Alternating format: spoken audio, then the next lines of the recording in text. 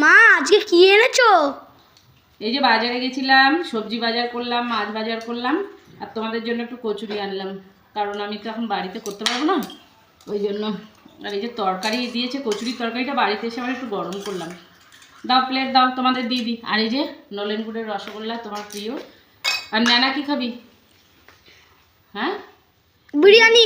রাতে বিরিয়ানি করেছিলাম, ওটা গরম করে নিল। মানে আজকে আমি বার্ষিক খাওয়াই না ছেলে মেয়ের, কিন্তু বিরিয়ানি পছন্দ করে বললে এটাও খেয়ে নেবে। চলো বসো, খেয়ে নাও।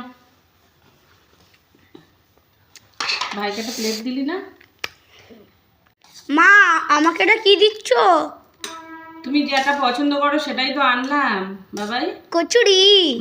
এই যে তোমার প্রিয়।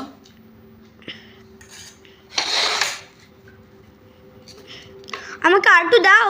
দিচ্ছি তো। আর রসগোল্লা দিয়ে দেবো একটা বাবু এখন? না না, আমি রসগোল্লা খাই না তো। খাও না? না। নাও খেয়ে নাও। ঠিক আছে, এখন আমি খাচ্ছি। আমি দেখাবো তোটা। খেয়ে নাও, খাও। বাড়িতে বানিয়ে দিই আজকে, দোকানে মানে বাজারে গেলাম অনেকদিন পরে, ভাবলাম একটু নিয়ে যাই। বাড়ির খাবার তো খায় সবসময়। ভালো, ওইভাবে খাচ্ছ কেন? আরাম করে খাও। ভালো। কী খাচ্ছিস মানে?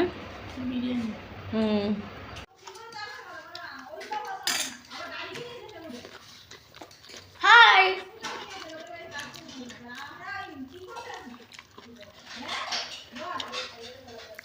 বাইরের খাবার আমি তো এমনি খাই না, আজকে একটু শখ হলো আনলাম কিনে।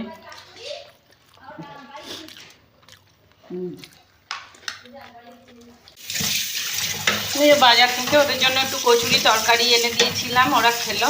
আর এই যে এখন আমি মাছ ধুয়ে নিচ্ছি। তিশানের পাপা বাড়িতে নেই, দীঘায় গেছে বেড়াতে। তো সকালবেলা কি করব? মা বললো বাটা মাছ খাবে। এ অত চিল্লাচ্ছিস কেন তোরা?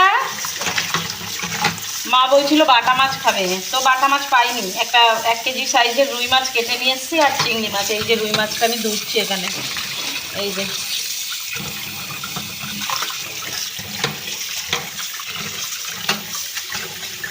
অনেক কিছু নিয়ে এসেছি বাজার করে, মনের মতো করে। মানে তিশানের পাপা বাজারে যায়, কিছু বলতে পারি না, নিজের মতো করে বাজার করেছে আজকে। উনিও আনে সব কিছু, কিন্তু আমার হয়তো যেটা পছন্দ সেটা মানে উনি আনলো না, এরকম হয় অনেক সময়।